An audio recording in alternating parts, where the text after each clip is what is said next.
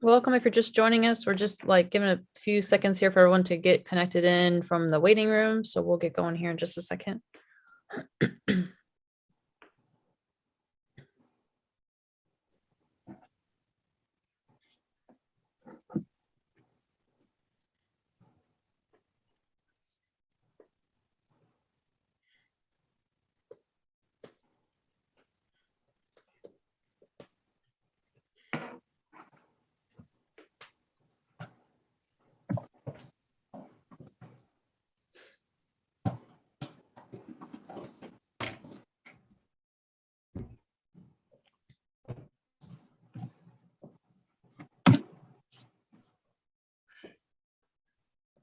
All right, Brian, give me a thumbs up if the waiting room's quieted down. If people are still coming in, then okay. Well, welcome everybody. It's good to see everyone. It's been a while. Thanks for joining us. Steve, I was gonna hand it over to you, just kind of kick us off and kind of walk through what we're gonna do tonight. And then I can do a little round two engagement summary before we get into the meat of the meeting. Great. Well, thank you. Well, first of all, I want to thank all of you again, and thank you for your time and efforts. And I know that you've all been actually doing some visits, which has just been phenomenal. Tonight, as you saw on the agenda, we're going to first have a summary of round two, and Sarah and her team are going to talk about documents that'll be available to you soon. Then we're going to have a presentation by Dr. Glasner in terms of talking about what the possible options are for the schools. Then we're also going to talk about, we're going to have a presentation by members of the advisory committee on their tours. And we're going to end it tonight with talking about next steps. We're almost at the end of phase two of Forward Together, but it's not the end of Forward Together. And we would like to talk to you later today about what we'd like to see in terms of the advisory committee and their participation as we move forward into the next phase. And so, Sarah, if I could hand it off back to you. Great, thanks, Steve. So we did, in February, March, we did have our second round of engagement. So I wanted to just give a quick overview of, kind of who we heard from and what we heard. What I'm sharing is a very, very high level because I'm trying to do this in 10 minutes. And in a minute, I'll give you some stats that will hopefully impress you. But anyway, we do have a full sort of engagement summary document that we will send out to you all. Brian will send it out to the entire group tomorrow morning. So that you can dig into it a little bit more. It's got a lot more information, but I'm going to keep it pretty high level tonight so we can get through it quickly. So for round two, we did reach close to nearly 1,300 people. We did host the in-person workshops on February 22nd and 23rd. We had a virtual meeting on February 25th. The online survey was open for a month from February 22nd to March 21st.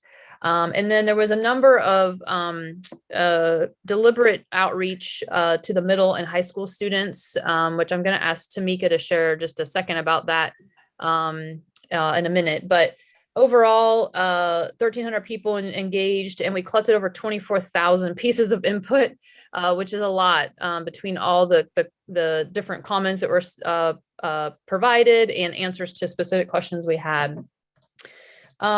The outreach and publicity, Tamika's group, with the help of some student volunteers, distributed postcards, about 1,000 postcards distributed directly to households in Moreland and Lomond neighborhoods, 300 to local businesses, distributed by the library and the schools. We had flyers that went up in the barbershops, hair salons, daycares, the city recreation programs handed them out. They went out in the neighborhood. There are the backpacks and the primary school students. We tried to get them out at athletic events and musical performances at the schools as well. Of course, they were put out on meeting announcements and community events calendars on all the entities' websites.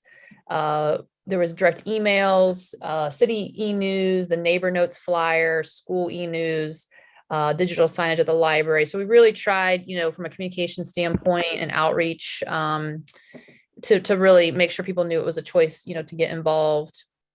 So I think that helped, get a number of people involved. So who we heard from, the participants, there was some diversity in the participants, but not as diverse as the community. 15% of the participants identify as African American as compared to 47% in the Shaker Heights School District, which we know is a little more diverse than the city, but that's what we were using as our metric. There was participation from a wide range of ages. 18 to 34 were underrepresented at less than 1%, where there's 18% in the community. Under 18 participation was actually high due to the focus groups with the middle school and high school students that Tamika and her group really focused on. So we got a lot of youth engagement this round, which was great. We did hear from residents from all neighborhoods. So, there were people from all neighborhoods represented. Moreland and Chalk had the lowest level of representation, also compared to like their populations of the overall city. Fernway and Onaway had the highest level of representation. Interestingly, 70% of respondents currently have children enrolled in the Shaker City schools. So a lot of interest from the parents. Equal distribution of respondents had children at elementary, middle, and high school. So we were hearing from all the different age groups, which was good. And interestingly, 80% of participants in this round 2 did not participate in round 1 that we had back in October. So we picked up a lot of new people, a lot of interest, I think, in this round as we were getting a little more specific.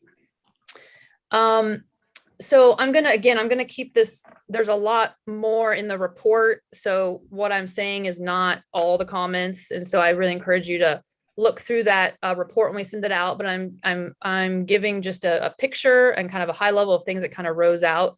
So what we heard on concept A, and that was the sort of centralized school approach.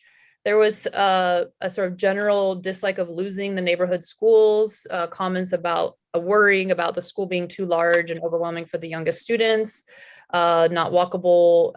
How does that fit into the identity of Shaker, and some concerns about traffic and busing. But there was support, some support, less so, but some support for centralized elementary. 21st, they cited the ability to better provide 21st century learning, and also allowing children to be together earlier in the elementaries, in one elementary, meeting friends and meeting people across the city. General liked the middle school concept with shared facilities, including building a new middle school. People generally liked the grade banding for this concept, which was K5, 6, 8, and 9, 12. A lot of people liked that sort of grade split. They liked the ideas for Thornton Park, including an updated pool and green space. And there was support for a new high school, but strong levels of interest in historic preservation, some level of historic preservation desired. For concept B, people liked the preservation of the neighborhood schools. They generally liked the centralized regulation at the middle school. But there was also, this was one where it was sort of split. There was also dislike of a centralized recreation at the middle school site, kind of citing the location being the issue, that it's not as convenient for the folks that live in the south and southwest of the community. General preference for renovation and upgraded facilities. They didn't like the grade banding in this concept as much. They didn't like the 5-8 as a grouping. And there were still comments about still losing some of those neighborhood schools in that concept. We asked a question about the library. We asked a question about the branch and what people wanted to see in that branch. And so we heard things about more space and programming for children and teens, expanded quiet spaces for studying, reading, meeting rooms that were reservable for folks in the community, and updated technology. We asked a question about which concept do you feel best addresses the guiding principle regarding diversity, equity, inclusion. And we asked, whether, they prefer, they thought concept A, concept B, both concept A and B, or neither. And it was very split on this. There wasn't really one of these answers that really stood out. Neither concept got 35% of the respondents, but then 28% said concept B, followed by 19% concept A, and 18% both concept A and B. So the point spread is very close in those. So there was really a mixed reaction to that. Same on when we asked what concept would best serve the school district and the community as a whole. 40% felt concept B, but 33% felt neither best served the school district. So there was, again, a lot of differing opinions you'll get across the community. So not everybody was necessarily thinking the same way in that way. So, we heard a lot of comments because we did reach a lot of people. A lot of people spent time providing, comments in the online survey. We got a really big online survey response. So again, this survey or summary document has much more details that you can kind of dig into. We also have the entire raw database of input compiled. It's over 600 pages, so it's a doozy. But we will make that available as well. We will put both of those on the website, but we'll send you the summary document so you can kind of dig into that a little bit more. But I did want to share just a little bit about what happened in that round two. We appreciate all the help that you all did in spreading the word and getting folks to come out and participate in the online survey and come out to one of the meetings. So we were really pleased with the with the engagement this round. We reached a lot of people. So Steve, I'll throw it back to you unless anyone has questions. Unmute yourself, Steve. Thank you, Tamika. I would like to open it up to any questions that anyone may have. I know a lot of you participated in the process, and we want to thank Planning Next and Compass for the hard work that they put together in round two. Oh, you know what, Steve, real quick, I would like Tamika to share a little bit more about the youth engagement, because I didn't really go into that because her and her team really worked hard to go into the middle and high school. So Tamika, you want to give just a high level of what you were doing with the students? Yeah, good evening, everybody. Most evenings, Monday evenings from November through early March, most Monday evenings we spent with the youth leadership group, really looking at and hashing out, getting their input in terms of marketing, curriculum, plans for outreach for both the middle school and high school students. We held several info sessions to get others involved as facilitators, because when we went to gather that information, as much as possible, we wanted those groups to be facilitated by youth.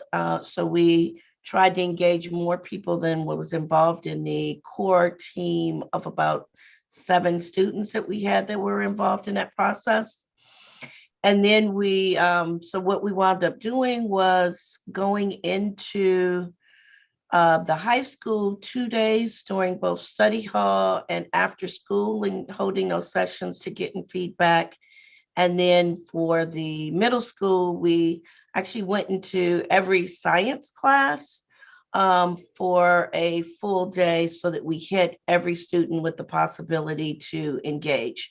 Now, the irony was we got to share with the students during that time, and this was not an intentional setup, but we got to share with the students the struggles with the buildings not being a 21st century learning building, when half of them couldn't get on to the internet at the time that we were doing it because it was just too much for the capacity. So we kind of used it as an example of this is exactly what we mean, and just, went to problem solving B, which was tried for half of the classes to go on at the beginning of the block and another half of the class to go on, or the other set of classes to go on the opposite end, so that we could get as much feedback from as many people as possible. So it was ironic to be able to get that living example for them during that time. So, and the high school students that wound up coming did a fantastic job, and just what we expected, that the students would just come straight into them and like sponges and engagement. Great, thanks, Tamika. Thank you. Are there any questions or comments on round two, excuse me? I'm going to make one comment. So during round one, I had worked with Tamika on a session for the SAMS groups. That's the Shaker African American Mom Support. If you've been watching the school board meetings, you've probably heard this, and I know that the school board is aware. But so during round two, Kim Harris, who's the founder of SAMS, canceled their session, and just out of concern that that our strategic plan centered on equity and the Black Excellence Initiative isn't being addressed. And she felt like the Black community has sort of lost trust in the administration and city leaders because they sort of, put out the Black Excellence, haven't followed up. And they also feel like that's more important than Forward Together and than our facilities plan. And I think she was seeing so much time spent on buildings and not hearing about the Black Excellence Initiative. I know that's something the board is aware of. I know they're working on it, and that's, we have a DEI director. And again, I know that's being worked on, but I wanted everyone on the committee to be aware that, there is an urgent need to address that, especially, I know at Woodbury, I've heard, a good deal. So I just, again, wanted to put that out there so all of us are aware. Nicole, if I could just follow that. First of all, thank you very much for bringing that up. A couple of things. I mean, obviously, I want to acknowledge that facilities planning in terms of the public work that we're doing is taking up a lot of time and space. Certainly, internally, we have not lost sight of Black excellence. In fact, our strategic plan is built on that principle, on that idea. I do hope and expect that we will have an opportunity to share more publicly about the work that we're doing, the achievements we made, the challenges that we faced related to our strategic plan, because I know we've spent a lot of time talking about facilities planning. The other thing I want to say is, we have really made a priority to engage our entire community, especially parts of our community that have been marginalized and continue to be marginalized. In our broader community, in our schools today. The online survey that Sarah and Tamika talked about is one tool that we have used to generate feedback and questions and ideas. But we also have spent a lot of time from the school's perspective going to people, going to their homes, doing targeted outreach to hear from and to reach out to parts of our community that have been marginalized and that are typically underrepresented in these kinds of conversations. One of the takeaways that I've had is, the kind of engagement, the listening, the learning, the relationship building that we're doing has to and will extend beyond the facilities planning decisions that we have immediately in front of us. And so I just want to share that because I think it's important. And I will say, I think in these community conversations, we've certainly heard some feedback that reinforces some of the ideas that were communicated through the online survey. I think we've also heard a much broader range of perspectives and diversity and ideas coming from different parts of our community who don't always feel comfortable sharing, or who don't always feel that there are spaces where they belong or where they're invited to speak. So I just wanted to share that. I'm happy to talk more about that if anybody has any questions. Steve, I just want to add this really quickly. I know this is the advisory for the Forward Together, but I want to say just to everybody in the meeting that we know as a district, and I say we, that I'm talking about the central administration and building administration, we know that we have many, many challenges related to our families that feel marginalized and they don't trust us. And we know that we have work to do to deal with practices that are racist inherently in public education. So I don't want people to think we don't know, and we're working on them, but what we can publicly have board meetings about and spend time on is limited. We can't really share all that's happening. So we know we need to work on these pieces, and we want to regain the trust. And yes, what people see a lot in the public right now is Forward Together, but that's not the only thing happening. There's a lot of really great work happening. And, we acknowledge that we have work to do. That's why the Black Space Manifesto was the foundation for this work. And that's another reason we didn't push the timeline and try to go faster, because the community has said, we need to have more conversation. We need to begin to see that you all are listening. So I just want to acknowledge that we know buildings won't fix everything. It's one piece in the puzzle, but I just want to acknowledge that we know we have things we need to work on. Thank you, Marla. I appreciate that. Are there any other comments from round two? Any thoughts or comments that anyone from the advisory committee would like to bring up? I just, this is Stephanie. Can I just ask a question, because it might be in the report, in which case you don't need to go into it right now, but I was wondering if you kind of broke out or noticed like significant differences in responses, you know, based on however people characterize themselves. So like, is there a difference in the 15% of responses you got from the Black community versus not, or students, young people versus older people, or families without children in the schools? Like, is it, or are you just presenting the results kind of in aggregate, which would mask if there are kind of differences of opinion amongst different segments of the population? Yeah, I can speak to that. So it is looked at in aggregate, partly because we did have so many different formats and ways we were taking in the input. The only piece we could pull that out would be just the online survey, and that's not representative of, you know, like all the folks that that came to the in-person meetings or the virtual meeting, because that individual, while we got that demographic information, is not tied to their comments on that group sheet. So it's not a perfect way to, if we did that, I'm afraid it'd be misleading, even though, you know, I understand why you're asking the question, because it is interesting to see if there's, you know, different populations are having different input. But I think that goes back to Dr. Glasner's point about having some of these conversations. This is one tool, this is one piece of input, but he's having these conversations and trying to make sure you get the pulse of those different populations and groups. But unfortunately, we can't really separate that out as all kind of put together in an aggregate form. Gotcha. Thank you. That makes sense. Are there any other comments?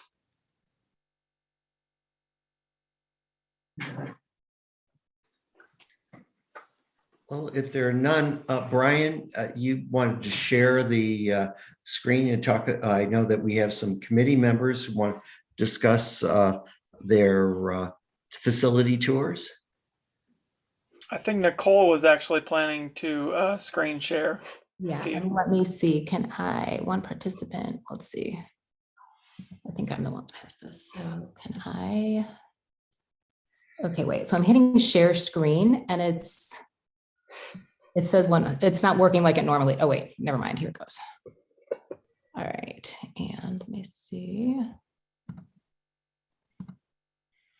Okay, can you guys see, it says school visits? Okay, school visits coordinator. Okay, so this is myself and Vicki Elder. You know, we were talking and we'd heard reactions from some of the leadership members that had gone to Warrensville, and you know there were mixed reactions. So we haven't really been in any of these 21st century schools. So we had heard of these three of the neighboring communities, at least these got back to us, that had just built schools, and we just called and asked for a tour. And all three had their superintendents and staff show us around, which was incredibly kind of them.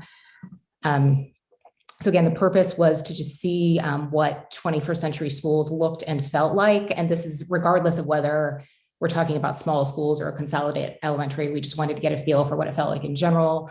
Also to see, because these communities had consolidated elementary schools, and in one case an elementary and intermediate, to see how that was working, and then to see to the extent they had results, what were the results on student outcomes.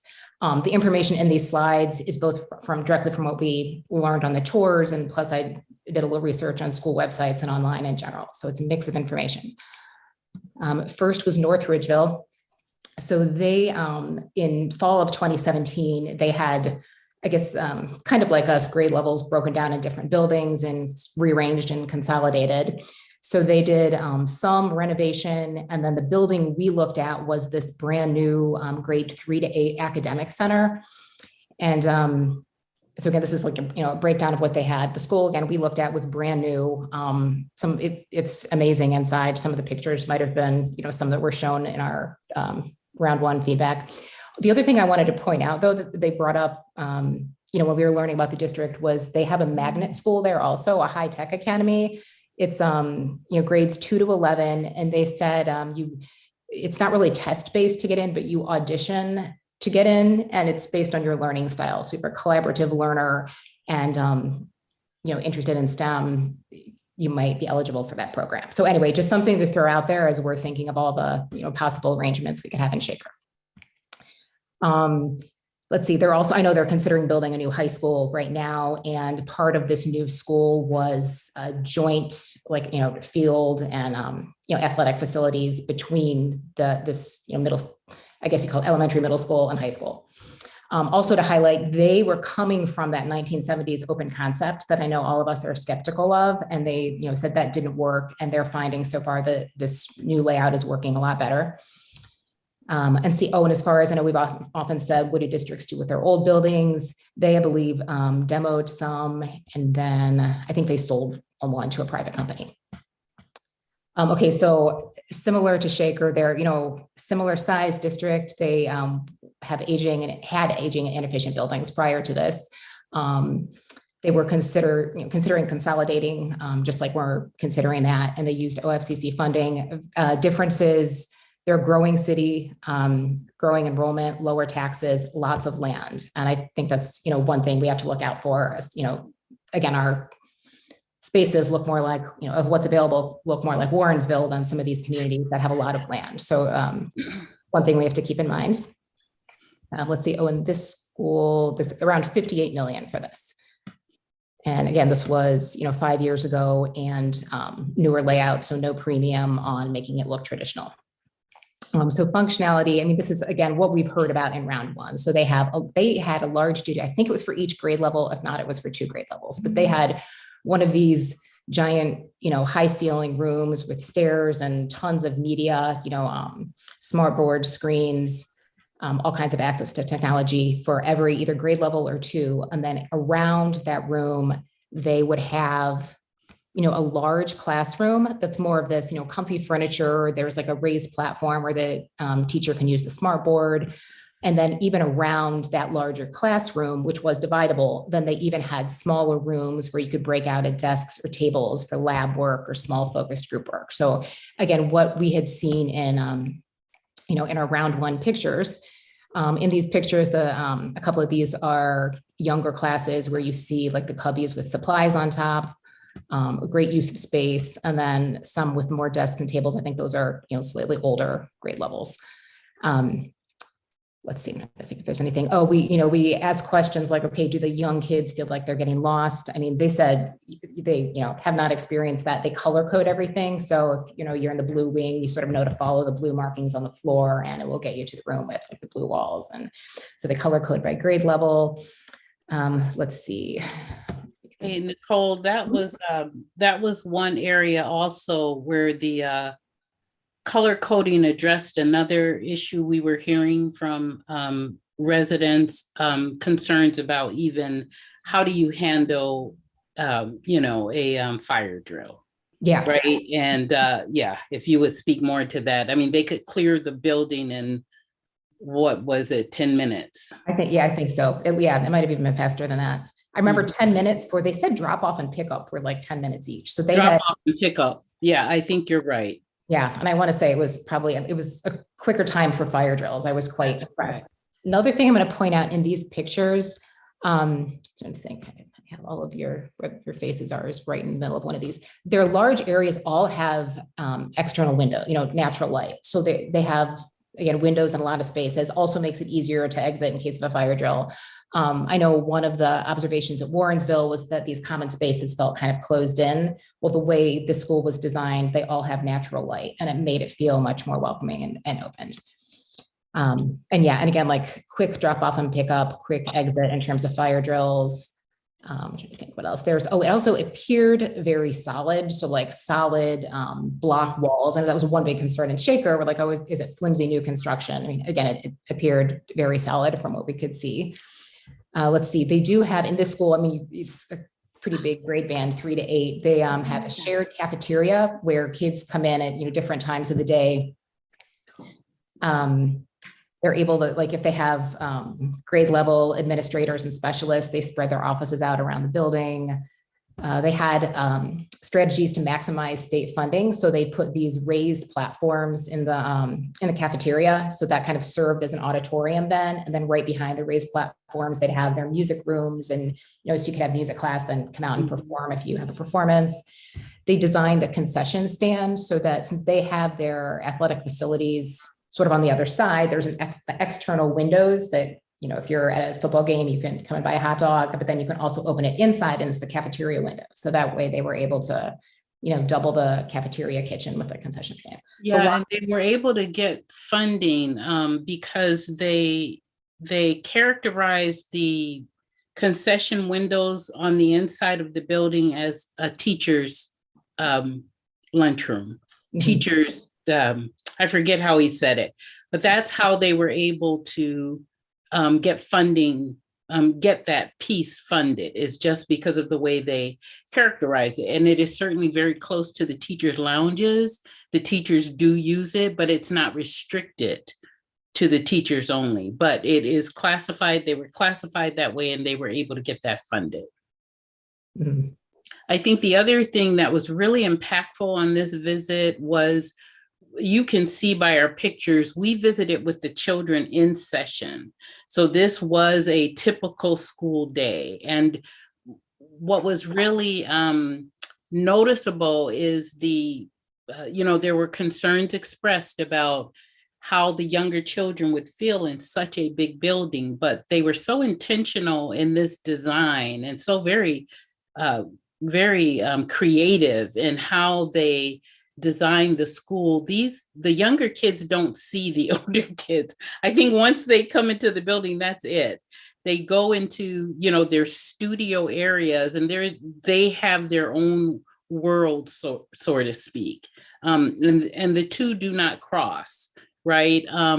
And everything in their world is very conducive to them in their grade bands. And it was just, I think we have more pictures to show, there are no hallways, there are no bells to signal changes. The teachers are controlling the flow of the children. Do we get to, Nicole, do we talk about how open, even the restrooms? Yeah, I don't know if I put here, actually. Is that in there? Okay, I'll wait. I'm going to reshare and let me see if I can get the pictures up. Because the goal was they were very intentional about limiting the movement of the children, of making sure they had a space that could accommodate them the entire day. And again, with all the natural light, the openness, their collaborative spaces and there were more than one classroom around these studios. I think there were, correct me if I'm wrong, Nicole, maybe four to five classrooms in the studio, which are those smaller classrooms that you could take kids into for session.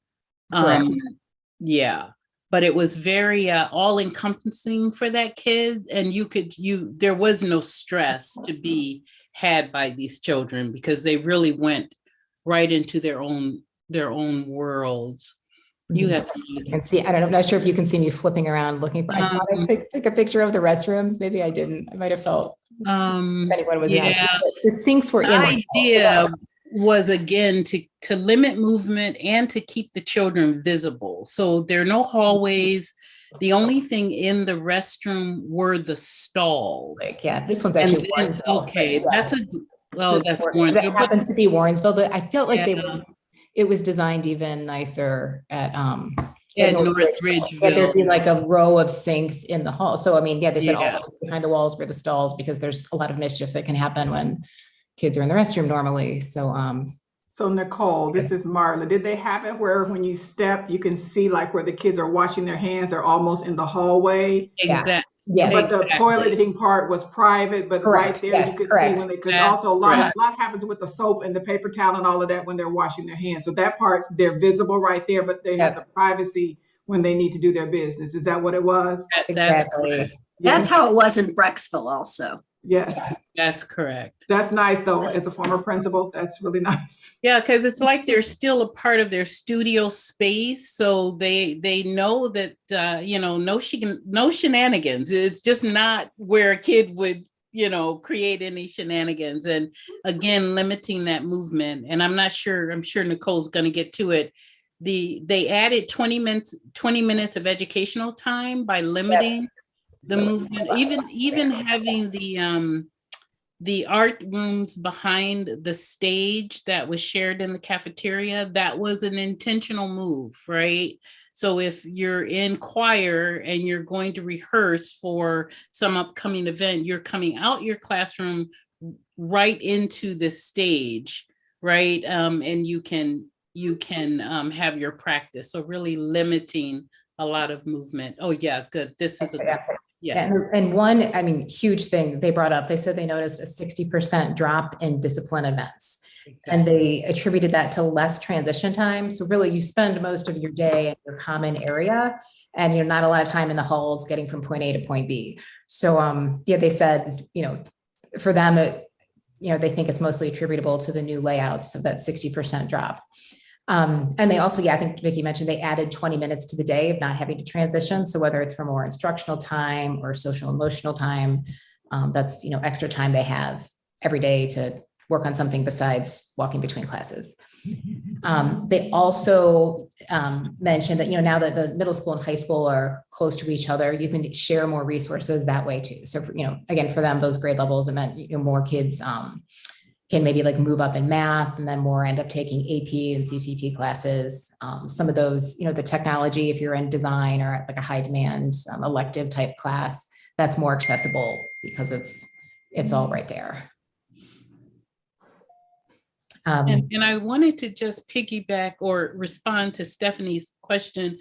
We were hearing, in my engagement with residents in Shaker, Black, white, and different, hearing very similar comments on both sides of the spectrums, right? Concerns about how will young children survive in such a big school. Black and white alike have these concerns, right? How efficient will the spaces be? What does it mean, to have this 21st century learning? What does it bring to the table? We were hearing comments like that from both, all representatives of our community, if that helps. And so that's kind of what spurred us to, let's go get a sense of it for ourselves. Mm-hmm. I had a question regarding the curriculum that they used or how they conducted their teaching within the classrooms at the different schools. Was there any information around that? Because I'm just wondering, just because we did talk about during the educational visioning workshop, if we were to create these new buildings and build these new buildings in the 21st century learning model, but move the old curriculum and the old teaching way into that building, it would just be the same thing all over again in the new building. So I was just wondering, did they speak to that at all? Well, I don't think we teased it out, but Danielle, I think that point goes to a point that many African Americans are raising up when they talk about the lack of trust, et cetera.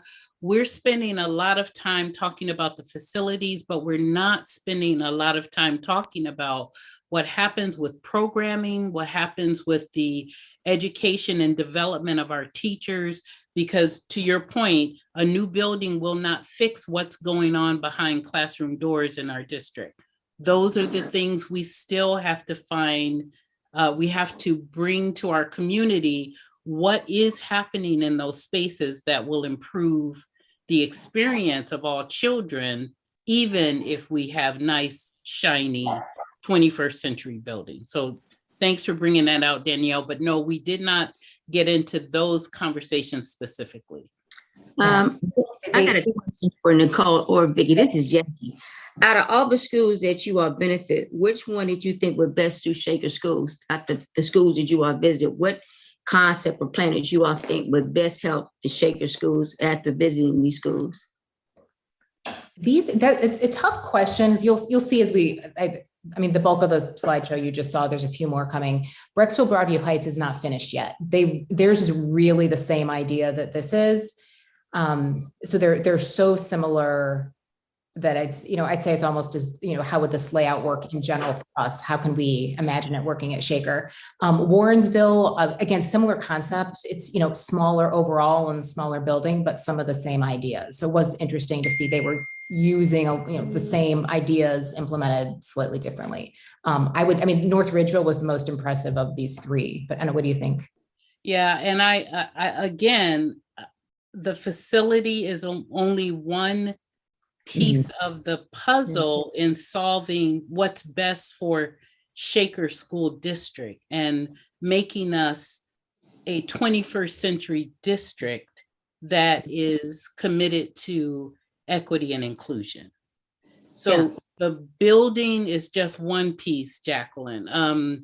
Having openness, lots of natural light, reducing the transitions and having the salon type approaches for grade bands, all of those things would be amazing for our schools if we can implement those types of creative design elements in buildings.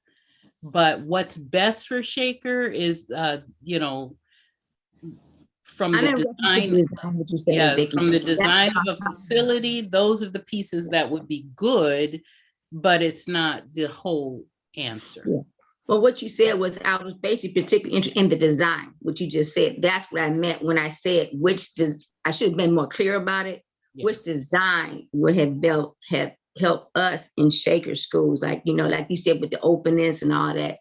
Did you feel as though that those designs could help us, could help the Shaker school system?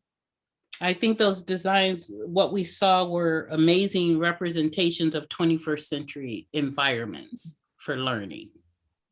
Yeah, I don't know. Yeah, I feel like they could they could help. They're certainly not, we're not going to build a building and solve all our problems. That's not, it can be a supplement, but it's not going to solve problems itself. I've also, I did speak with an acquaintance who, where I guess she's like a wellness consultant for educators. And she did say she's seen some teachers move into this situation and they're not trained in these collaborative methods. And it's, somewhat of a disaster at first because they're so used to teaching traditionally. And they, their superintendent did allude to the teachers had to be trained on this. They had to learn to work collaboratively. There was, I think in Brecksville, they raised that point. That was a critical point in Brecksville as well, that they have to make sure they provide the right amount of training and make that training time available for the teachers before they're just thrown into this environment. I also do wonder, and I know some of you, like Vicki, you're on the EAT committee, and when you're looking at, how we can teach equitably and individualized instruction. And it seems to me that this would help with individualizing instruction. I mean, there's, I guess, more places, you'd see a specialist was coming to work with a student and it's, it's not really obvious who's getting pulled out for what. And so it seems like the layout would aid in, individualizing instruction, but I'm not an educator, so I can't speak to that directly. But yeah, they brought a lot of those services were distributed around the building as opposed to concentrated in one area of the building. And because of, I'm thinking of the difference between maybe Brecksville and North Ridgeville, either there was in such close proximity and again, not so closed off that if it was a natural transition for a kid to just kind of be moseying over to another area of the room to receive services as opposed to a very obvious pull out, or pull in for the students. This is Melissa. I have a question. As a mom of a former IEP student years ago, was there any discussion of the why and stimuli too much stimuli for students Ah. at various needs? Really good question. And we did see sensory rooms at both North Ridgeville and Brecksville, but I cannot remember Warrensville, Nicole, but they did for the color. I think it was Melissa. I think they did. Yeah, Okay, they good. did also include sensory rooms for that very situation. Good question. But we did see that in all, I believe, that we visited. Mhm. And Brecksville, Broadview Heights even had apparently they're buying it's with I think there's some social emotional grant money they used to buy a therapy dog. And Right. they are putting in a dog wash station for the therapy dog, but they said that's to aid with a lot of those sensory issues, which just was an interesting concept.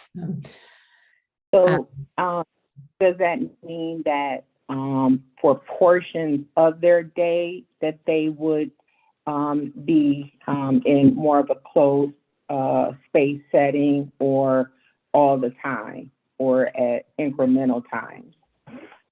I think it is by design of that child and the need, but yes, they did have dedicated rooms where these children could be away from all of the stimuli, yes.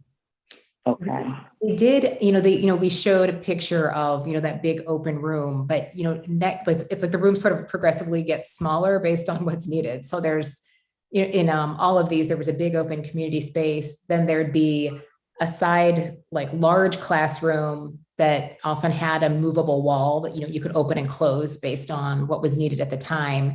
And then, it was a little different based on grade levels, but there'd be small rooms with desks or tables off to the side. So, if teacher felt like whether it was a certain subject or a certain group of students need to quietly focus at desks, they could take them into the room with desks. Or if there's, quiet group work that needs to be done, they could take those kids to the room with tables.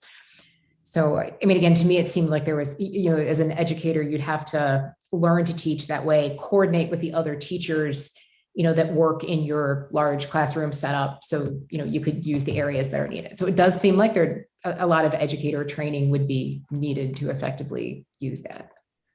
And that's one population group we haven't heard in our data, but just in interactions with teachers that I've encountered, there are many of teachers in our district excited about the idea, the benefits that they would gain as a teaching pod, to being able to consolidate and collaborate with their coworkers, the efficiencies that it brings for each grade band, having that ability. Even with the support services, right now, we know how we stagger our services across buildings. They are able to realize their services in one space for all of their children and have more time on task with them. There are some questions in the chat about whether we visited a renovated building, a renovated space. I know there are some folks who have visited Cleveland Heights, University Heights. Vicki and Nicole, I'm not sure if that included you. If so, feel free to share. And of course, I would add that Fernway is a renovated space. So we've learned from Fernway as well. I don't know if anybody who's been to those spaces wants to share anything. And we do intend to go to Lakewood Elementary Schools. They were renovations, I believe. So that is on our to-do list. We have not arranged that just yet. Yeah, I actually called Fernway this week. I'm hoping to get a call back and go over there and take a look. And Cleveland Heights, I've seen the outside of and I've heard about. Has anyone on this call been in any of those? Oh, I've been in Fernway only because my children are there. So it's not of this layout. It's still pretty traditional classrooms with sort of some shared spaces in the hallways. I like it. I don't know. I feel like there's so much personal preference, right? It's new and it's nice inside and it has nice furniture and nice fixtures. So I would encourage others, if you can get a walkthrough of Fernway. I'm sure Principal Hayward, Chris Hayward would do that if he's allowed, I guess. So, he's allowed. Dr. Glasner gave us a thumbs up. So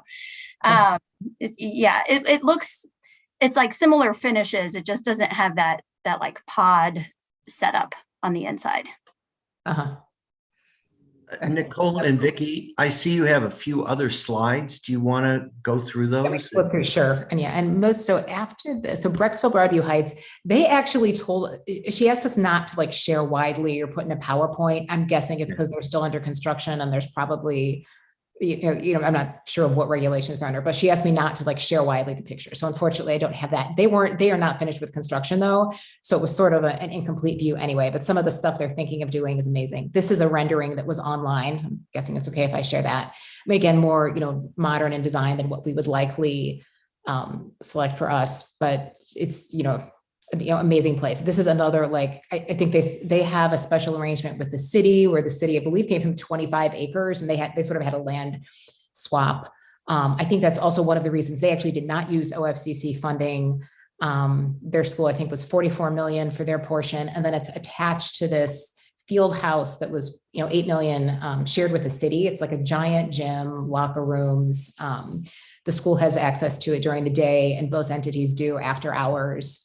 So that was a nice arrangement. It can easily be locked off, so people coming in for a city event can't go into the school. So that was a, arrangement they had. They consolidated from 3 elementaries and a small pre-K that this is again going to open this fall. It's supposed to be finished in a couple months, but open this fall for school. I believe I think they're going to try to sell their old buildings and use one for administration. Let's see. And Nicole, the only thing I will say about the masonry construction, it is a masonry solid construction, but they took it up a level in that they provided that design that answered, we heard a lot about Warrensville feeling very prison-like in the look and feel of that building because it's just all brick. Right. Or all masonry and no real design to it on the external. So this was a solution that they took to give some character, some design to a very masonry building. Mm-hmm. Just something we can think about how we can do something that won't make things feel so hard. Yeah. And they also, their mascot is a bee, like a bumblebee. So they have this, like the hexagon shapes everywhere as in a honeycomb. They did have a lot of clever stuff they added. I made a list here. I don't need to go through all of this, but like playground with a Ninja Warrior course. I believe they had like a production room with a green screen, or there's all, planned to go in if it's not in already. There was that dog bath thing, an esports wall. But yeah, they had, a lot of really neat features they're able to put in there. And again, this is not going to solve academic problems, but if you're going to build a school, there are nice things to think about. So should we, eventually decide to do it and get to this phase, they had a lot of great ideas that they put in this building. And where 21st Century can solve academic problems is it creates an opportunity to teach differently, right? Mm-hmm. To engage, to excite children about the spaces they walk into, right? That they may be engaged as opposed to, our traditional methods. Yeah, they kept, the superintendent kept saying she's going to make it scream elementary school. So, you have, just like columns when you walk in, just go, when school starts, we can make them look like pencils or like candy canes around the holidays. So there's, fun stuff you can do to get kids excited about coming to school. They did. And they were actually set up. They have one big, what do they call it? The media center. They have one huge room for the whole school. So, the 2-story with the steps and the smart board / movie screen. And they're actually installing a slide from the second, first to second level. So they figure they could use that like as a good behavior award or special occasion. Kid gets to go down the slide. So that was sort of a fun idea. And again, they had that for the whole building. They said that they designed it so like the younger grades are closer to it and don't have to walk as far. And then each grade level has, they call that a pod, but it's like a giant classroom that they can then split in half. And even off the sides of that, there are smaller classrooms. And the ones off the side are more traditional. So, you could have, class sizes of 20 to 25 in each one when it's time for a traditional class. And then you have this big community area. They said their teachers did want those side rooms because they, they were a little worried about ability to concentrate and attention span. So, their teachers felt a little more comfortable having some of that available. Their pre-K and kindergarten wing was also more traditional. Okay, and again, they have, lots more space than we do, 160 parking spots plus overflow. They also had the separate parking lot on one side, bus on the other, to easily separate the different kinds of traffic and keep everyone safe. Oh, and they said they collaborated with law enforcement. Oh, and, yeah. Yeah, and they had a nice, like before, when you'd walk in, you could buzz someone in door number 1, and then you had access to the reception desk and like the PTO office and the nurses station, and you'd pick up a sick child if you needed to, and then you could be buzzed in again to get to the rest of the school. And I believe they said they had their administration spread out, they still had principals in there in different parts of the building. There wasn't like one main office.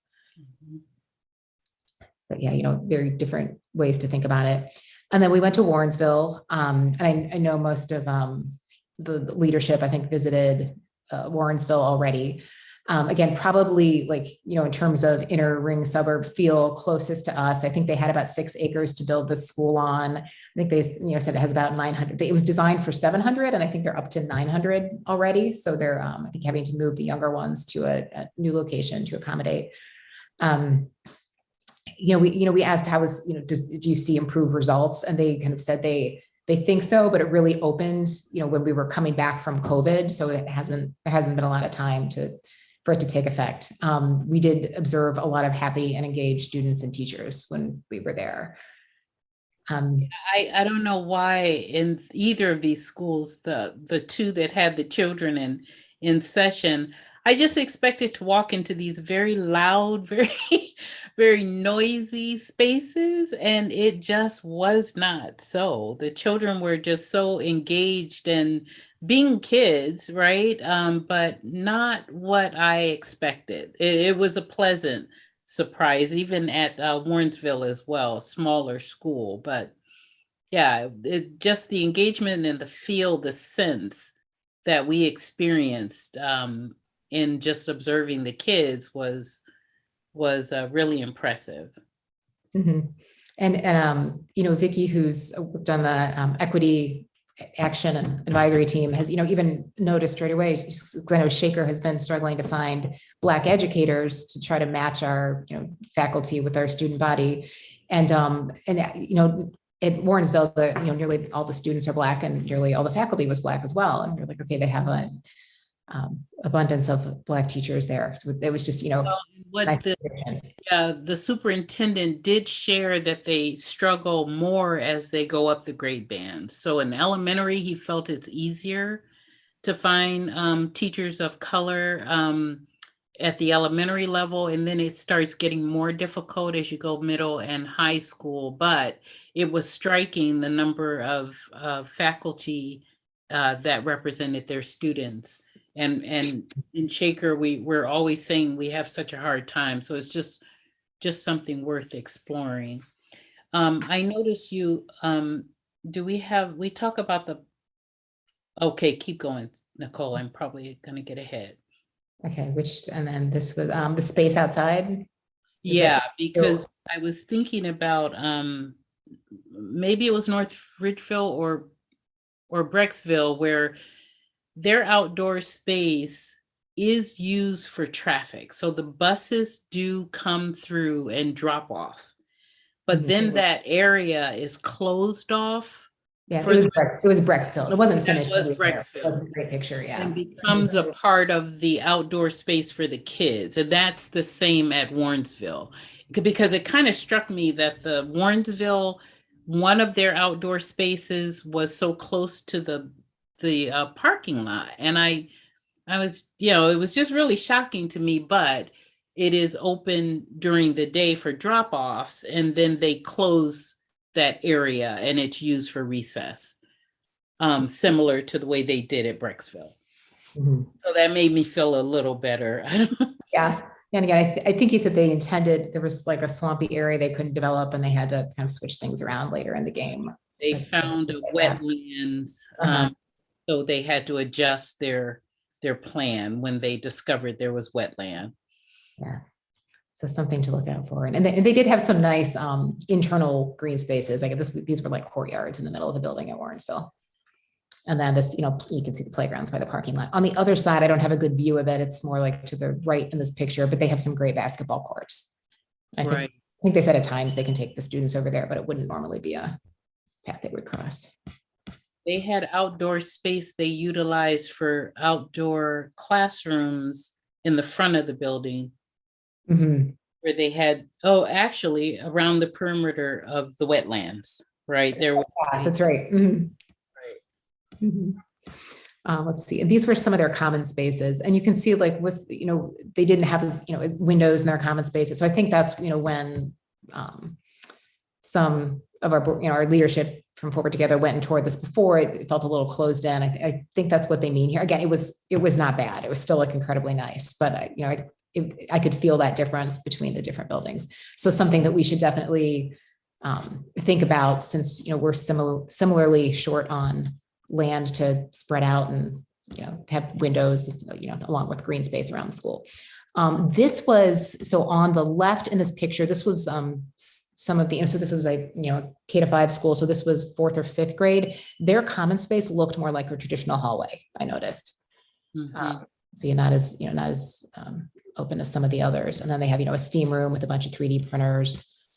And then I just, toward the end, I just was flipping, you know, trying to think of districts I'd heard that built a traditional styled new school, and Westlake was one. I don't know if it's totally traditional, but this was a rendering online. I was trying to think, how could you make a new building look a little more like Shaker for, you know, because I know a good deal of our residents are saying, how could we build a new building that blends in? And so that was just an idea. I know there's a bunch of ways you could take that.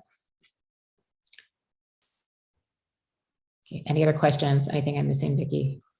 No, that was great. Thanks for pulling it. First of all, you guys did a phenomenal job, and I find this really priceless, what you guys put together.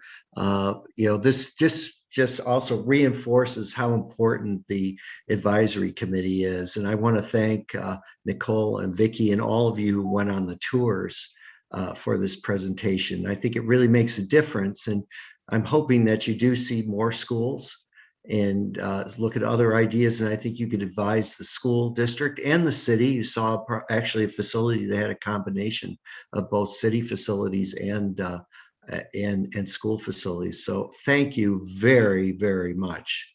Excellent job. I would say to the school district in particular is the designers, whether we are renovating or building new, the design is critical. And I think it's really worth talking with some of the designers used in, I'm so, North Ridgeville just had me. I wish we had all the land in the world, because North Ridgeville was just impressive, but it was their designers and the thought they put into how they designed. I think that's going to be the key, whichever direction we go in. Vicki, those are excellent comments.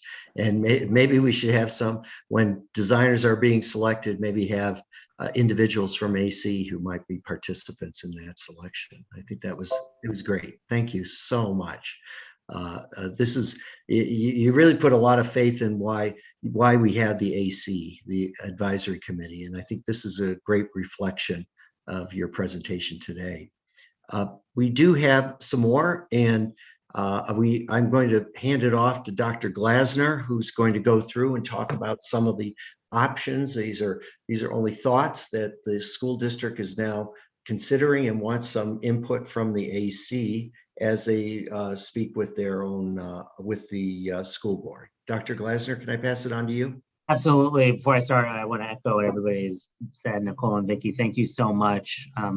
And just as a side note, I know both Vicki and Nicole have attended some of the community conversations. It is incredibly helpful to have your perspectives. I would extend that to the advisory committee as a whole. Your perspectives, the information you're hearing about, whether it's this evening or previously, really being kind of vocal and an ambassador for this work in the community is really helpful. It's really critical. I know, speaking from the school's perspective, I can go out to the community and say all these things. Other school staff can go out to the community and say all these things. Hearing from you is infinitely more valuable, and hearing from your experiences. So I appreciate that. And I look forward to continuing to find ways to engage not just Vicki and Nicole, but the rest of the advisory committee in these kinds of learning experiences. What I'd like to do is just share some updates related to the schools and the options that we have developed. I'm going to be relatively brief because people here know the backstory already. What we did do was we took the concepts that we have developed, concept A and concept B, that generated a lot of feedback and comments and questions. And we used that to generate and create 4 options, more specific options, kind of more concrete options. They're still draft. I expect that they will continue to be revised and possibly tweaked. We developed 4 options that we shared with our Board of Education about a month ago now. We have another work session next week where we will continue to discuss these options in more depth, but I'd like to share them with you today and give everybody an opportunity to share some of your feedback. So I'll share my screen.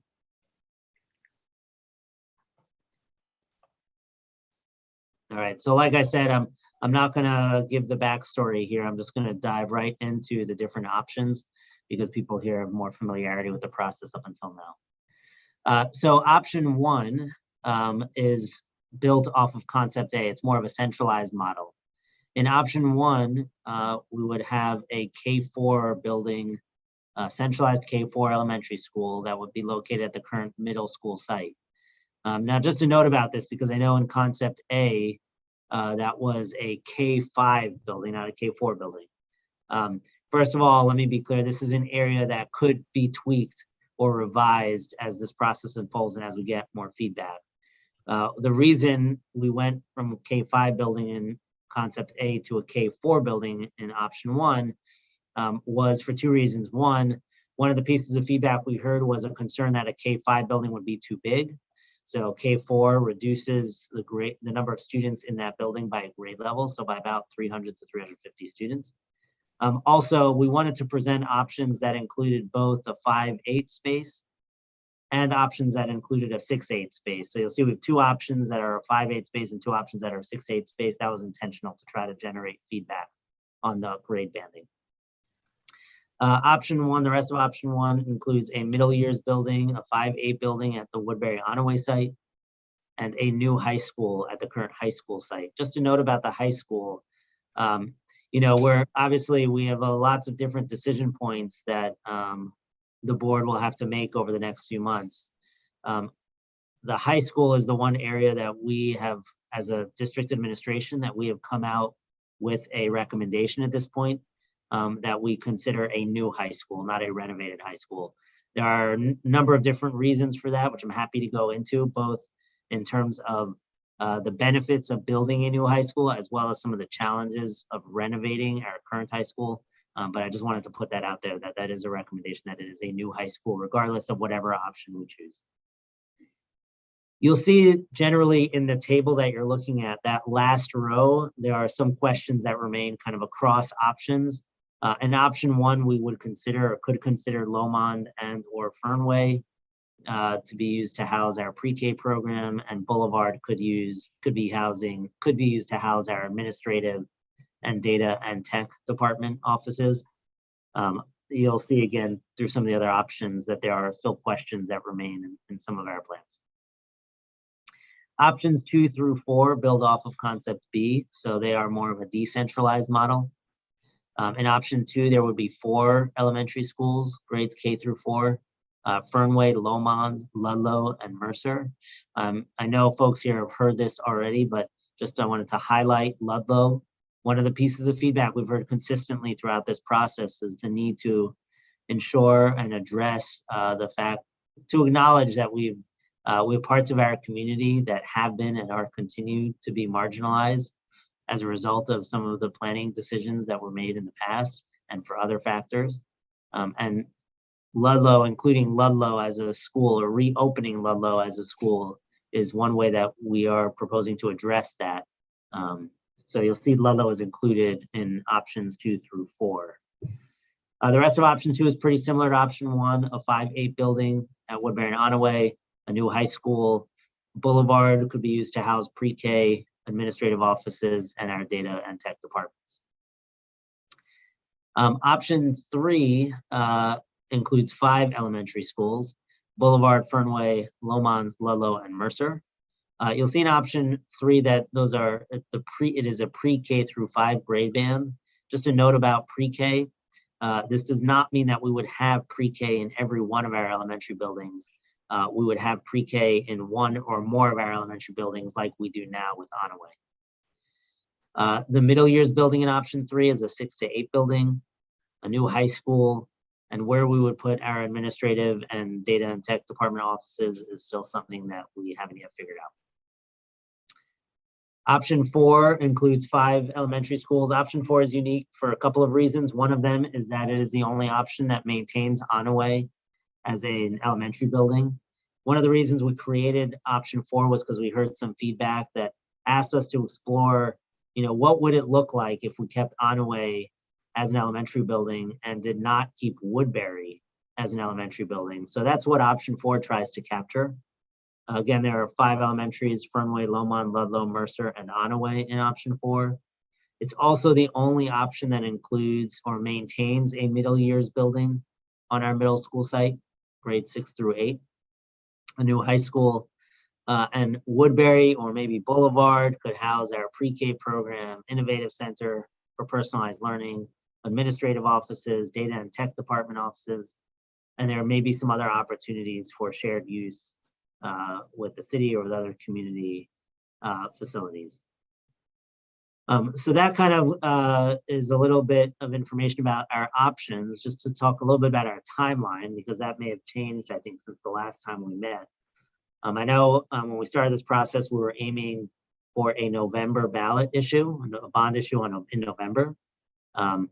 We have recognized that there is a need for additional opportunities for feedback, for engagement, for listening and learning. And we do not believe we could make a November ballot timeline. So we've adjusted our timeline to expand the opportunities for feedback and discussion and development of these options.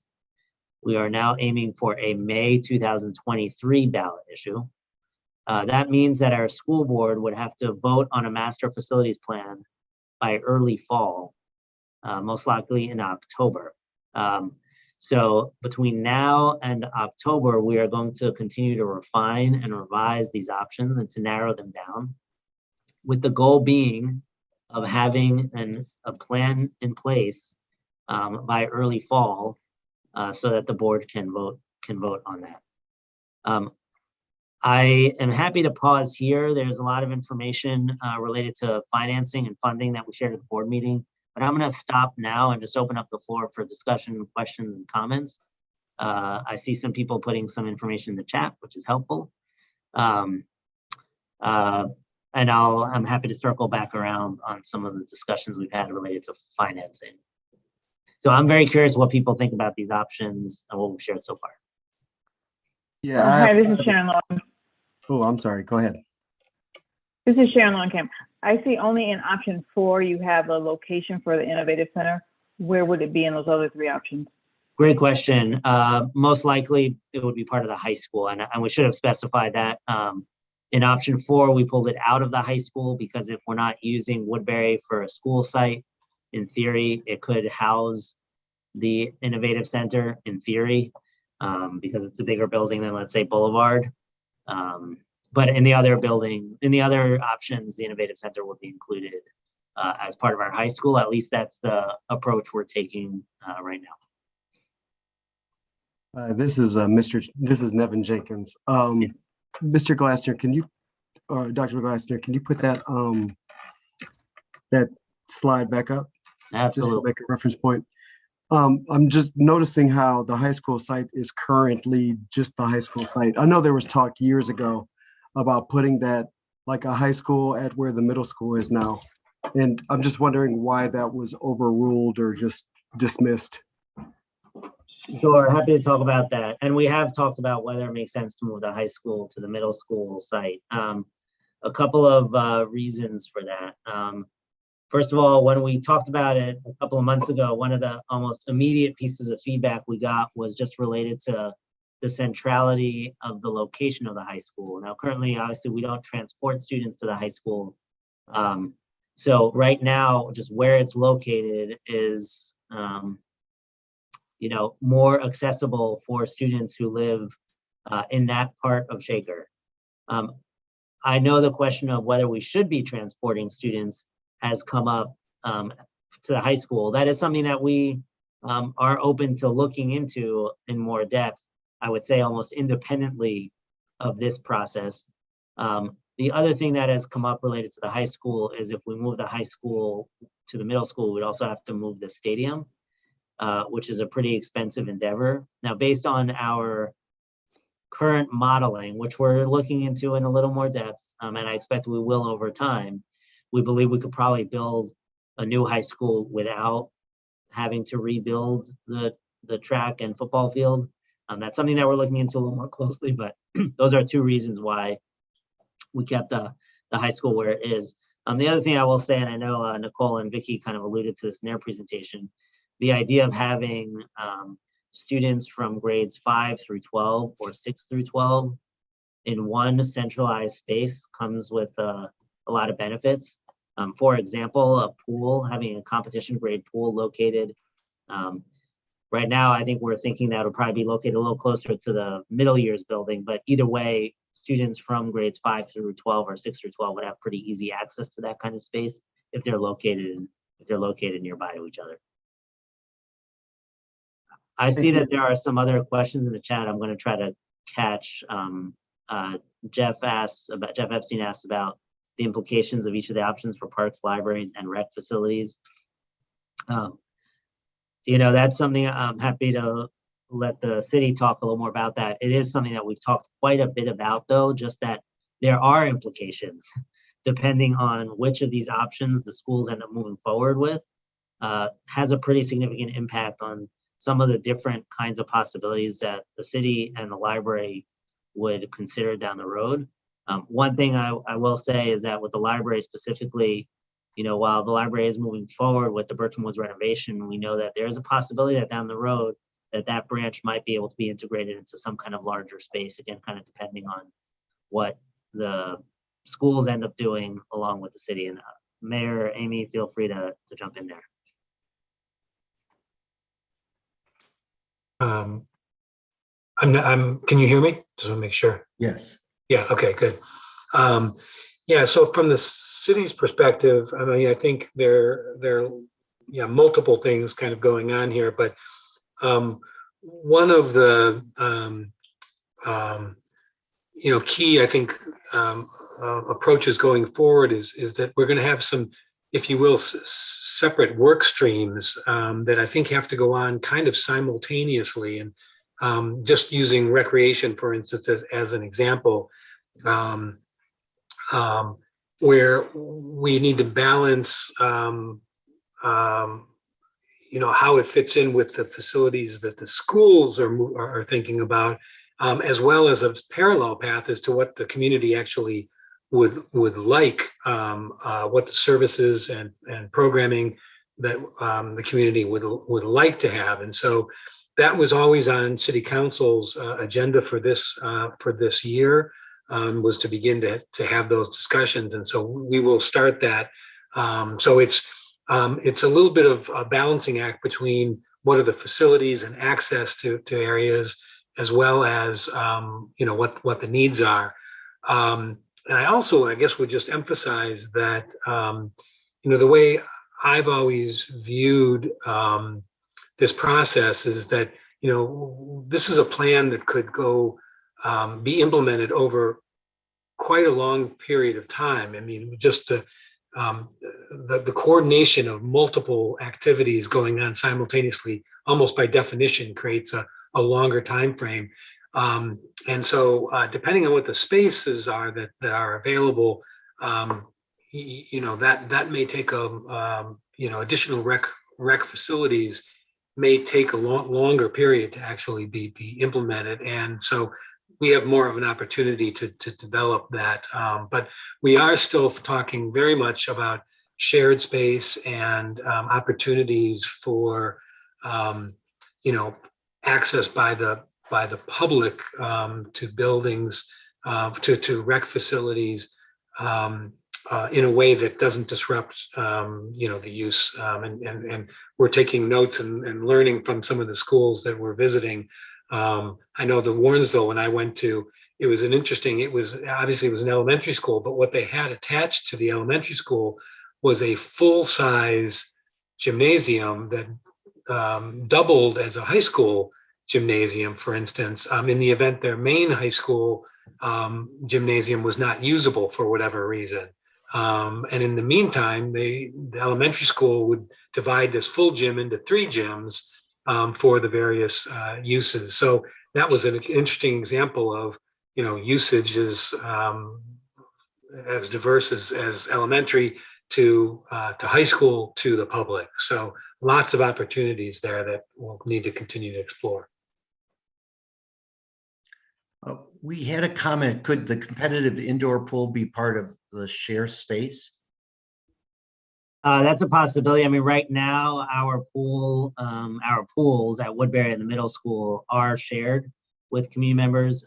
And for example, Shaker Sharks uses our Woodbury and middle school pools. So I would expect that we would, want to continue to have those kinds of opportunities for community members to access that kind of space. I know there was a question a few chats up just about kind of what the process is for revising the options and deciding on a final option, and will there be another round of community engagement on these options? So just a couple of kind of points related to that. We expect to be in kind of an ongoing process of revision over the next few months. Ultimately, the school board is the body that has to vote on a master facilities plan. And so that's why we're working, closely sharing the kind of feedback that we're getting from stakeholder groups like the advisory committee and others to inform our planning. In terms of another round of community engagement on these options, at this point, speaking for the schools, we are kind of in permanent engagement mode. Going to different community groups, having conversations and getting input and feedback. We have discussed with the client group whether to have some kind of other community engagement opportunities.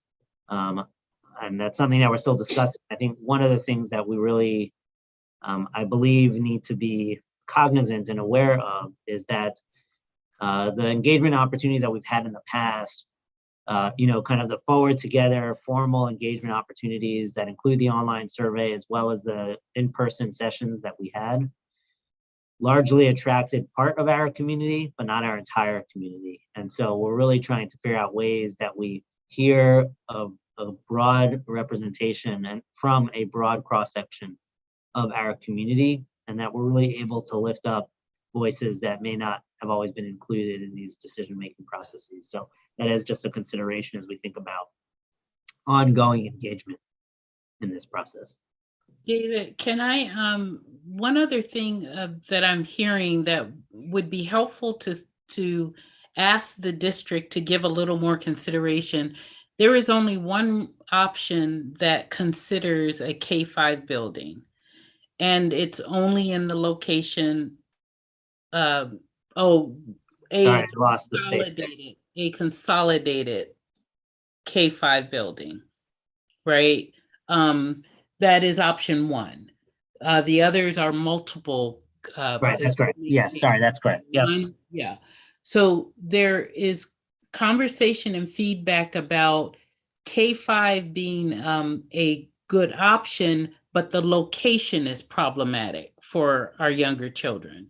So is there a way to envision and provide a vision for possibly having a K-5 building that is in the Woodbury-Onaway High School corridor? There's a comfort level with having our younger babies in that corridor as opposed to out on Warrensville. and that Warrensville is, and I think I heard you speak to it some, is a better location for the older children, possibly the high school. I'm going to ask Nicole, her memory is so much better than mine, but there was a, when we asked about concerns of having to rebuild for heaven's sakes, the stadium, right? Stadium.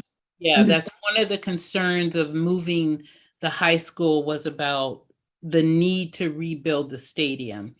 There have been lots of options, right? About one, we could use more stadium space, but two, about still being able to utilize that space, even though it would create, we would have to think about how we would do that differently. So again, in the 4 options, it feels dismissive of the consolidated K-5 because there is only one visioning of that.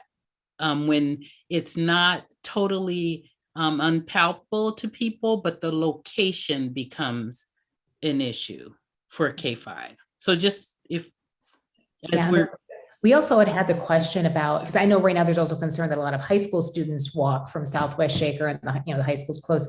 And is cost and timing the reason we don't bus high school students, or is it even possible to have busing for high school students? It may be possible. I mean, I know this is a very unsatisfactory answer, but why don't we bus high school students? Well, because we've never bused high school students. And I mean, it would take a significant amount of resources. That's something that we have to consider. So like I said, I think it's a question I know it's connected to Forward Together. It's also independent of Forward Together. But we don't bus high school students because we just never have. And it obviously would require some pretty significant costs, at least up front, and then to maintain. But it is something that we can certainly look at as this process unfolds.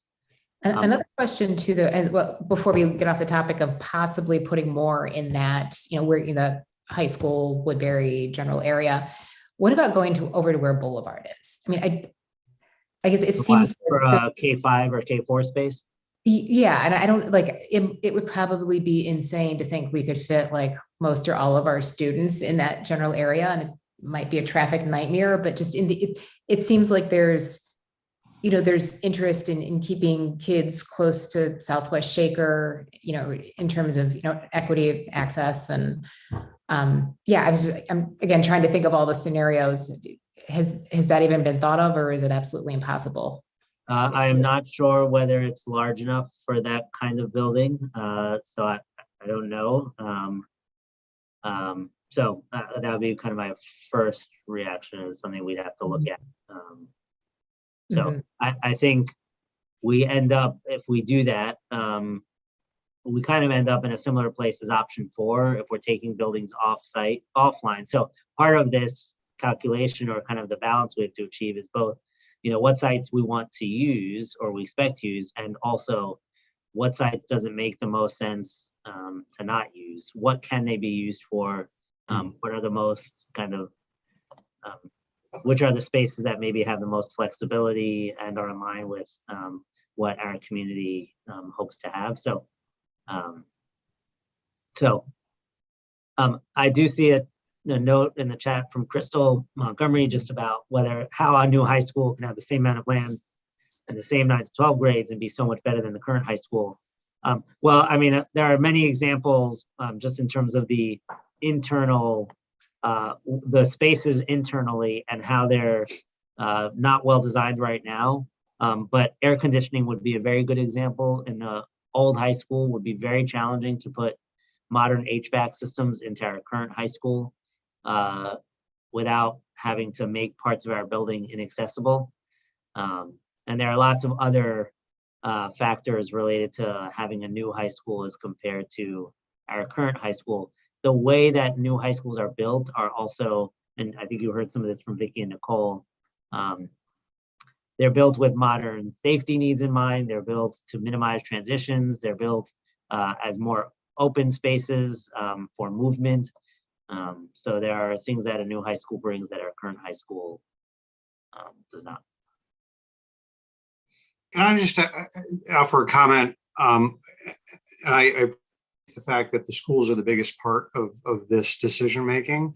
But I do think it's important to kind of really think about the kind of the whole continuum of rec and parks and city in this, and in thinking about and presenting these options with that impact. Not that it should necessarily drive it, but I think as far as presenting this to the entire community in terms of a future facility plan, I think it's important for the kind of the full facilities and that was one of the, I think, the exciting things about this process, and bringing together and looking at this all together. And I think when there is ultimately a ballot issue on some kind of a bond issuance, I think that fuller picture will be important to kind of continue to carry along and flesh out, and think about the ways in which these different options may be better or worse when we're weighing some of the impacts on rec and parks and libraries for the community. Agreed. Yeah, I just want to really quickly echo Jeff's comments, because I think I have some growing concern that if there is a significantly large, as it seems it will be, ballot issue, bond issue for the schools, that the stomach for, we can have a whole conversation about how that will happen and get through and get support, but having the stomach for a bond issue anytime reasonably soon after that for rec facilities or other types of things, if they're sort of becoming detached, I know they have to be detached in a formal sense when they get on the ballot, but I worry a little bit that if the whole plan is not a joint plan, that something will go through and there won't be an appetite or a stomach for an additional bond issue for rec facilities kind of down the road. You kind of like eat up all the willingness to pay right early on. So if there's not I just kind of echo those comments that having the plan, I understand like the board has to approve a school facilities plan, but if that school facilities plan was a part of a joint city plan, city schools library plan, I just feel like it might be a stronger issue and people would know what they're voting on now and what to expect down the road. Does that make, I don't know, just my thoughts. Yeah, let me jump in because I see, Jeff, your comment and Stephanie's is yours as well. And I agree. And we can certainly do that because there are some, both, kind of macro, differences, and then a lot of, micro differences. So for instance, just as a basic, simple example, option 4 is the one where there's no school on the middle school site.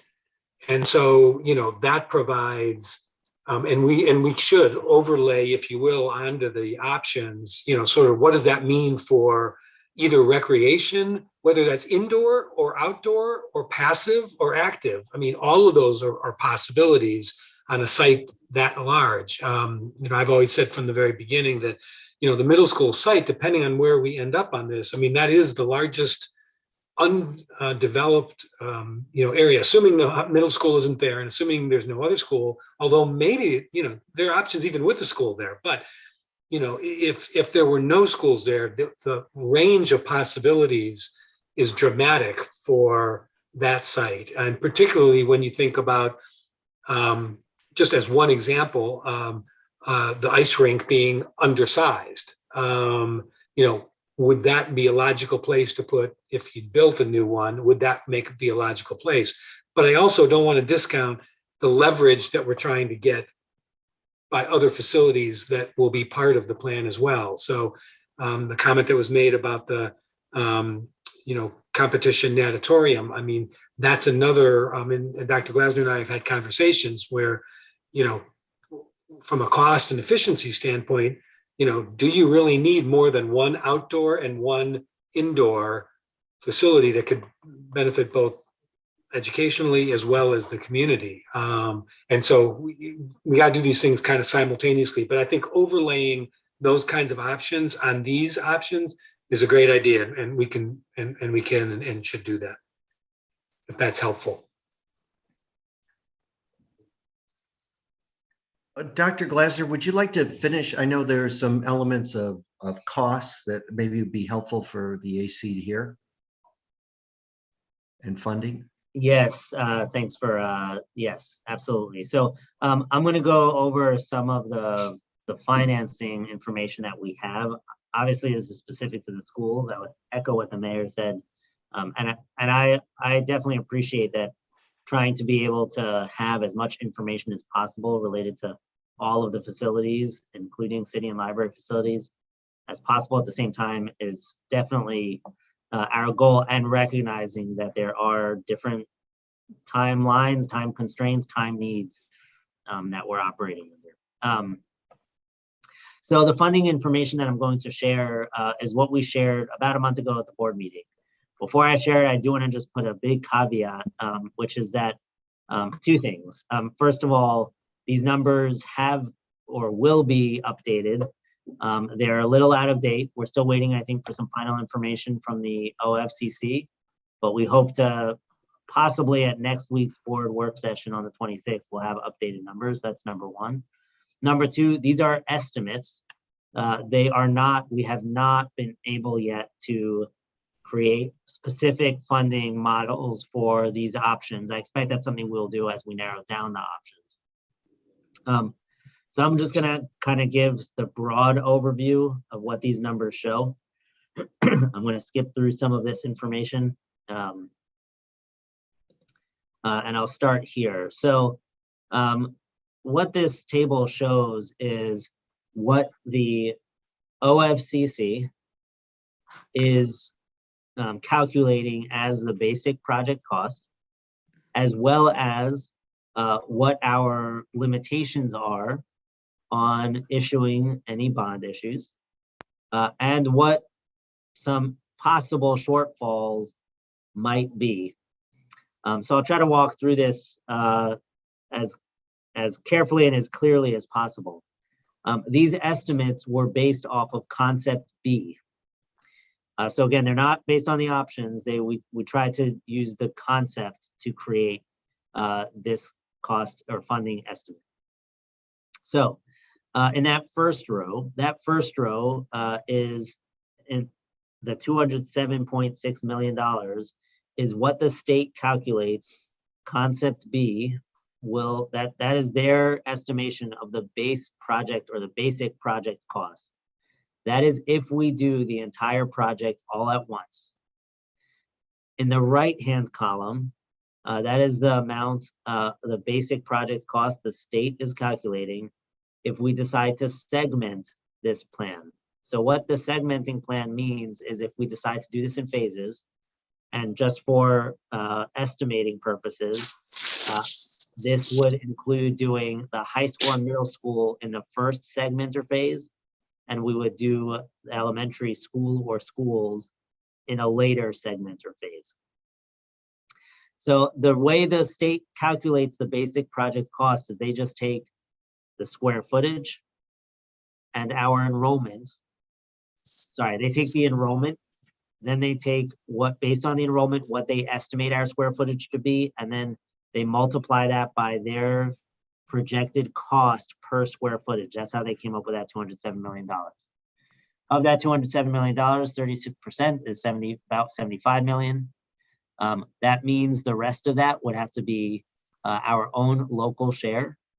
We're able to have a bond issue that is 50% on top of that local share. So that's where that $66.5 million amount comes from, which means that the total amount of money we could put on a bond issue is $199 million.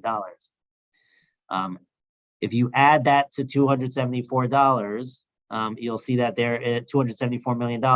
Sorry, if you add that, then you will see that there is a shortfall of about $30 million just based on bond issue financing along with state financing. Again, these numbers are out of date. We have heard that the OFCC will be contributing more because of inflation, or their cost estimates are going up. So we will likely have a much smaller to no shortfall based on the current numbers that we've been receiving. We're waiting for final confirmation on that. The row to the right, or the column to the right, shows a segmented plan. And I'm not going to go through it line by line, just to say, of course, the bond issue would be less if we had a segmented plan. The shortfall would be less. Of course, that means we would only be addressing the high school and middle school at this time. This chart, or this graph, shows exactly the same information that I just shared. So the blue amount is the state share. The yellow amount is what we would be responsible for from the basic project costs to cover locally. The green amount is what we would be able to, that's our maximum debt limitation, or the limit of the locally funded initiatives bonds that we could issue. And the red is the shortfall. Again, we expect these numbers to change over the next week or so. So I know a question we've gotten is, how do we finance any shortfall? We do have mechanisms to fund basically kind of lease purchase financing.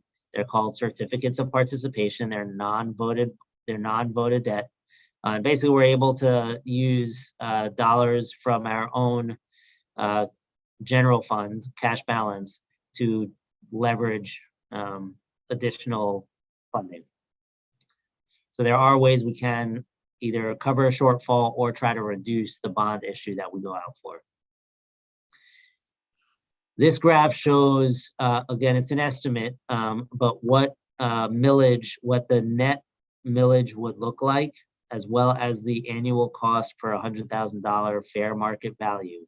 These are just estimates at this point. I expect that this will be revised, but the blue shading is if we were to do a non-segmented plan, if we did the whole plan all at once. The purple or eggplant colored shading is a segmented plan. So you'll see that in terms of the individual taxpayer, the impact this would have on an individual taxpayer per $100,000 fair market value. In a non-segmented plan, we're looking at about somewhere in the vicinity of $315 annually, or $280 $280. In a segmented plan, that would be, the range would be somewhere between $180 annually as compared to, or 220, something like that. The last thing I want to mention is just that there, of course, is a cost to doing nothing. What our treasurer tried to do was try to estimate what that cost of doing nothing is. And he looked at how much we have spent on capital improvements for the last 30 years, what kinds of bond issues we have gone out with over the last 30 years, and then tried to use that information to project out another 30 years. This is really back of the envelope. There are a few different ways you could calculate this information. Based on these projections, though, we would project that we have somewhere in the vicinity of $250 to $270 million that we would be spending over the next 30 years just to maintain our current buildings. Of course, that would also come with bond issues. So even if we do nothing, we would still have to get on the ballot for capital improvement bond issues, like we did 5 years ago, to put money into maintaining our current buildings. I know I just shared a whole lot of information. I'm happy to try to clarify anything that folks would like. I did see Vicky's question about if we segment, would the grade bands remain the same? Yes, I mean, if we segment, the board would still have to vote on a master facilities plan this fall. So we would still have to make decisions about our grade banding and about our elementary schools this fall, even if we decide not to move forward with any kind of construction or renovation. Okay. Do these numbers, so the do nothing, I assume that, reflects our increasing maintenance cost as our buildings age.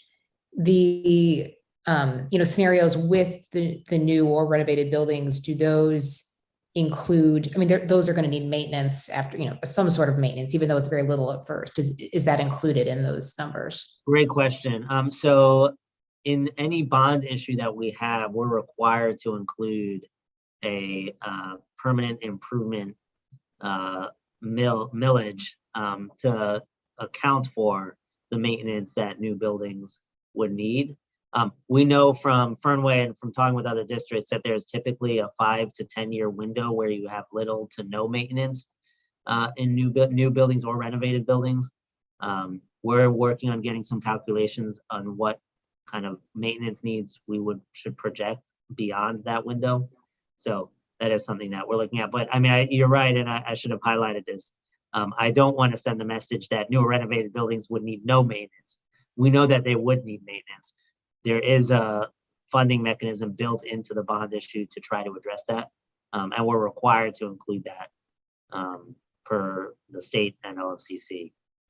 I see just a couple questions in the chat I'll try to get to. The utilization rate for each of our elementary schools, it depends on our elementary schools. Based on OFCC standards, I don't have the numbers directly in front of me, but I want to say that on average, we use about 2/3 of our elementary school space.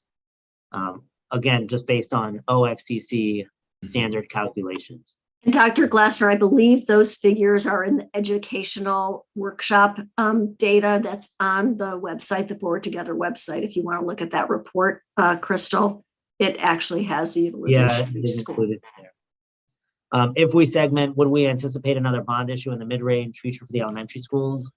The short answer to that question is yes. I mean, if we want to do something with our elementary schools and we segment, we would need to go out for a bond issue again to do that. The more complicated answer, I guess, is that there are districts that do a segmented plan without any real intention to ever get to that second segment.